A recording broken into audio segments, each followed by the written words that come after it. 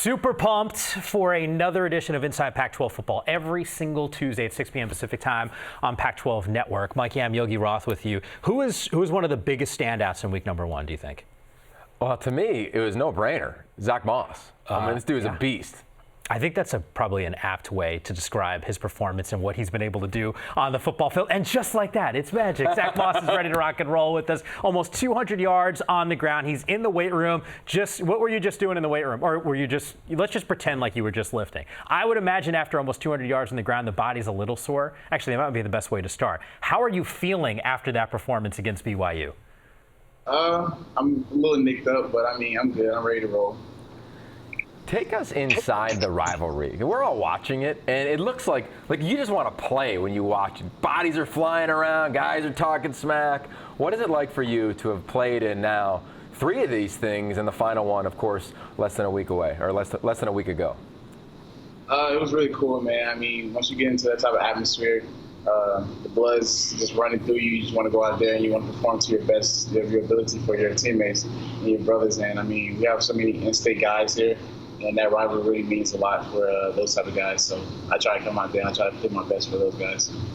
Zach, in terms of your development, I know a couple years ago you run for, actually it's back-to-back seasons over 1,000 yards, and yet last year you still are able to hit that mark despite the fact that you missed 5 games.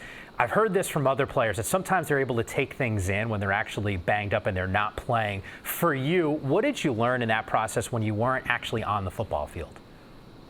To not take everything for granted. You never know when your last snap is going to be. Just that day, I was outside and I was practicing and I was having a good practice and I was thinking I was going to go put the team on my back. And then that night I get injured and I'm out for 10 months.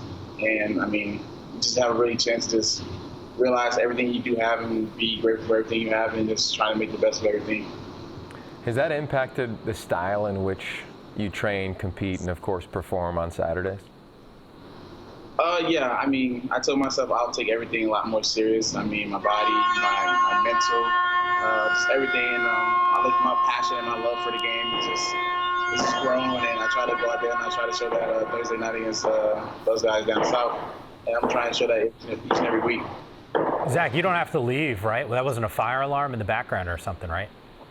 That's just a warning that we got meetings a little bit. Well, if you're late, and I'll make sure that you're not, but just in case, just blame it on Yogi Roth, because I know Coach loves Yogi, so you can always just point the finger his way. Northern Illinois, the opponent, it's a rematch from a game last year where the team only scores 1 offensive touchdown. What are your memories of that game?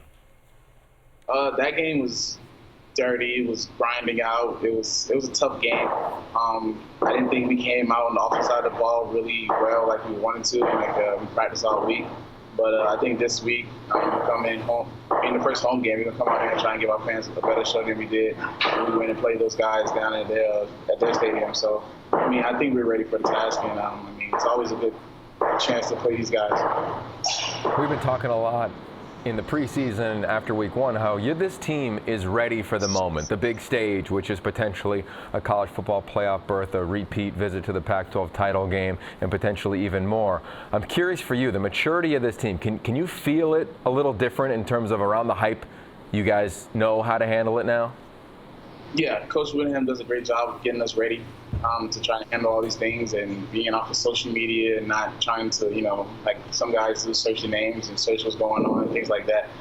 This team does a very, very good job of just understanding that we're still underdogs. Not that we won nothing, we've not accomplished anything, and then they do a really good job of just staying to what's been getting us to this point right now. Zach, you just used the term underdogs, and I think you're right about that in terms of perception, but Yogi and I have been talking about this for weeks and months, and I know he has been banging the drum probably louder than that drum in the background, letting you know that you got a meeting coming up in a couple minutes about how talented this football team is. You and your teammates, do you enjoy the fact that you know that you guys can go and potentially win a Pac-12 championship, but nationally, this program probably doesn't get the respect it deserves? Yeah, we know the talent we have here, but our job is to go out there each and every week and show what the world on notice that what we have here at Utah, and we're trying to go out there, and this is the year that we definitely want to do that, and we want to cement that, and I really feel like we have a chance to go ahead and do a lot of good things this year if everyone just stays healthy and stays with the same right mental.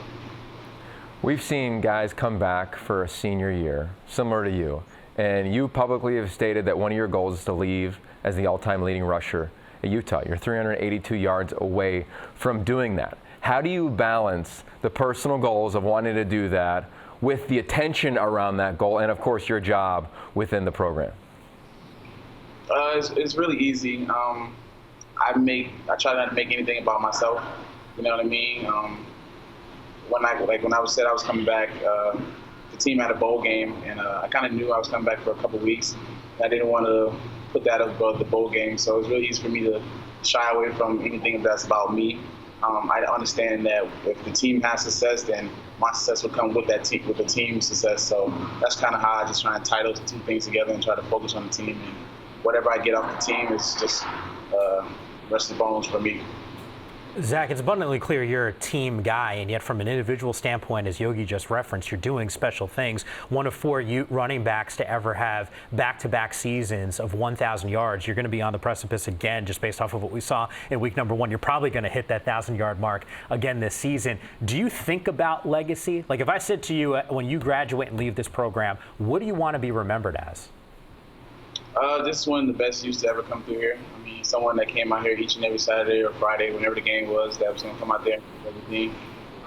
Blood, sweat, and tears for his teammates and for the fans to come out and have a great show. At the end of the day, when I sit back and the season's over and I'm gone, I can sit back and just relish on what I did and just be glad I know I gave everything I had. I know everybody back in South Florida in the 305's fired up for everything that you've done.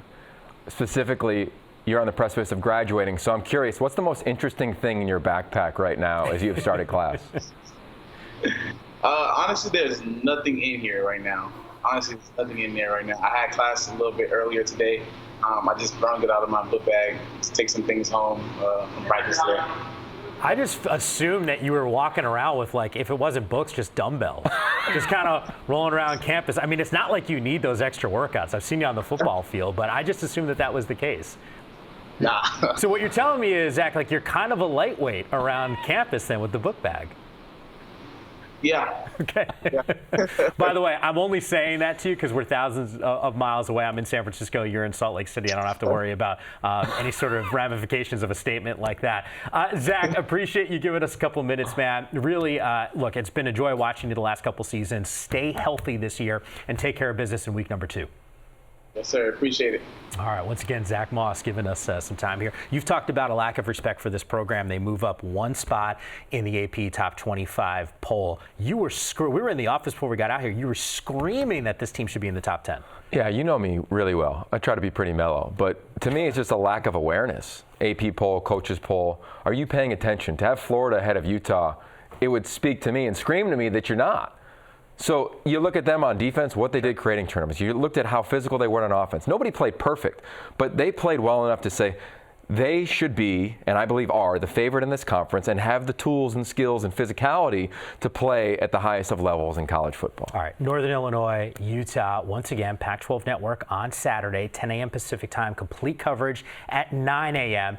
And I know I'm not alone. No one else surprised that Yogi is a mellow guy. We got complete reaction of what's happening on Pac-12 football fields every single Tuesday on Inside Pac-12 Football on Pac-12 Network and the Pac-12 Now app.